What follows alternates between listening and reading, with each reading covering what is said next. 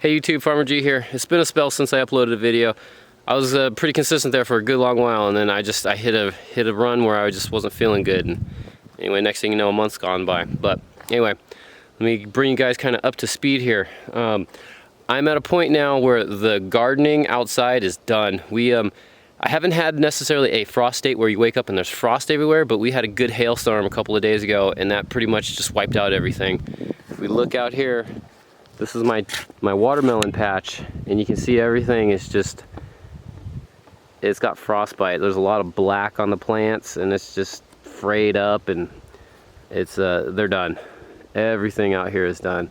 My zucchini plants were doing really well, still up to like November 4th, 3rd, November 3rd, somewhere around there.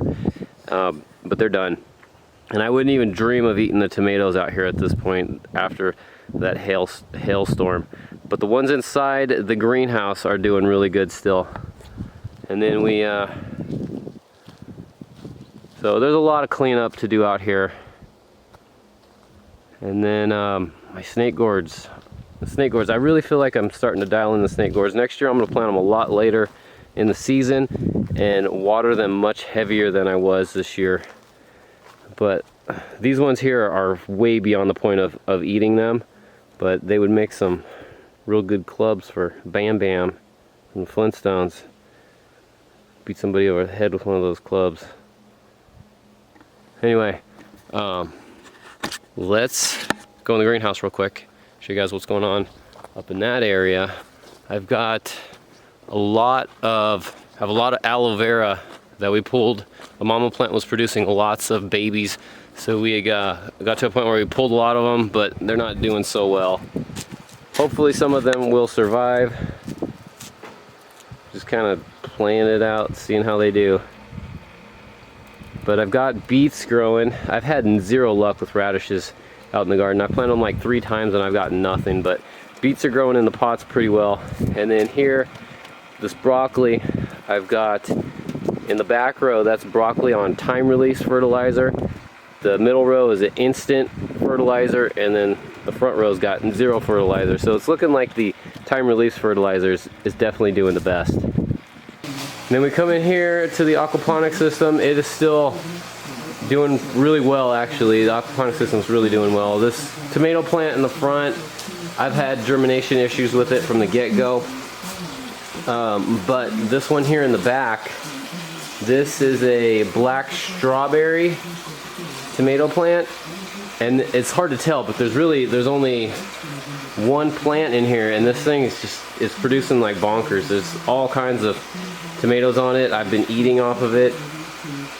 As far as quality of tomato go, you know, taste-wise, it's kind of in the middle, kind of bland, but it's not the best, but it's not the worst. But as far as looks go, I don't think you could get a better tomato. As far as looks go, they look like they should be on the cover of a magazine. These tomatoes are just amazing, picture quality wise. But anyway, when it comes to these tomatoes, I've said it before that I'll be growing these ones, I think, consistently in the aquaponics more so than I will outside. They've done so much better in the system than they ever did outside. And then over here, I've got broccoli growing in the hydroponics, and I did this broccoli I think a day after I did the broccoli outside, and I don't have any heads of lettuce yet, but they're doing really well. And then I've got this hydro system going over here with lots of chard and lettuce, and I've probably cut some of these heads of lettuce like 3 times, and I don't know how much, they're about done. Maybe you get another cutting out of this, but it's pretty much at its end here.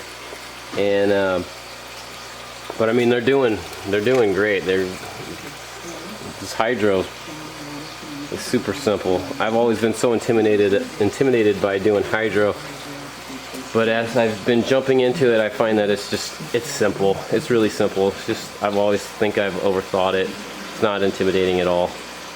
But the chard here is doing really good, and I've been eating the chard, like using it as a wrap, just cutting the leaf off, putting like rice and chicken in there, and just folding it up like a burrito, eating it as a wrap. It's one of the most consistent ways that I've been eating chard, at least lately. All right, well here I am at the top of the hill, and this is where the property line is between my place and my folks. And what we've been doing, my dad's kind of been up here when he gets a chance. We haven't been on the same schedule, so I've missed a lot of what he's been doing. But basically, shaving the top of this hillside off and pushing it to one side, because we're gonna make a big flat area. And by doing that, what's gonna happen is we are, you're with me here, we're going to shave this down like a couple of feet, and in the process of doing that, that's going to open up a lot more garden space, that it's going to be kind of more of a level area for me to expand the garden up to here. Really what I want to do is expand it like up to this point here, which is, I don't know, that'd probably like triple the size of the existing garden at this point. We'll get this moved into the orchard so I can kind of help the orchard do a lot better, because it definitely needs some work. But in the process of moving the dirt from here over here, I'm going to create a big flat area, and this is where we'll be doing the lumber yard. Then we'll bring all the wood that's been cut down and get it on a sawmill and start making some lumber out of it all. And then we'll have our wood splitters and just make this the whole wood area for firewood and everything, all those kinds of things that come with it, chainsaw carvings and whatnot. But anyway, been making lots of progress. I will try and get a little more consistent with my uploading here again, and I will see you guys soon.